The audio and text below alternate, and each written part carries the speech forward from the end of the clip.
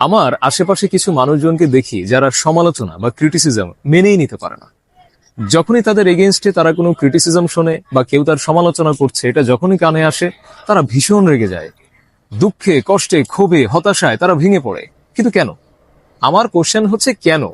আপনি দুনিয়াতে যখনই কোনো কাজ করবেন সবাইকে আপনার প্রশংসা করবে, সবাইকে আপনার ফ্যান ফলোয়ার হবে।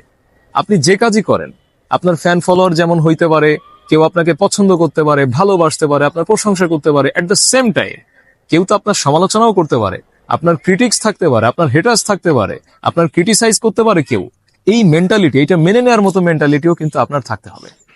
আপনি যে কাজই করেন না কেন দেখবেন আপনার আশেপাশে তিনটা গ্রুপ অফ পিপল তৈরি হয়ে যায়। নাম্বার ওয়ান, যারা আপনার প্রশংসা করবেই, যারা আপনার ফ্যান ফলোয়ার। নাম্বার টু, দেখবেন এরা চুপচাপ আপনার অ্যাক্টিভিটিস দেখছে, কোনো কমেন্ট করছে না, একদম চুপ করে আছে। আর নাম্বার থ্রি, তাদের কাছে আপনার কাজ কোনোদিনই ভালো লাগবে না, তারা আপনার হেটার্স, তারা আপনার ক্রিটিসাইজ করবেই করবে 100%।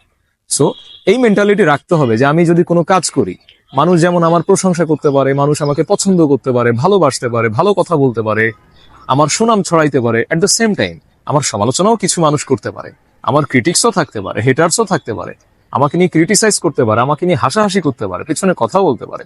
সমস্ত মেন্টালিটি আপনাকে ক্যারি করতে হবে, নাহলে তো আপনি দুনিয়ায় কোনো কাজই করতে পারবেন না।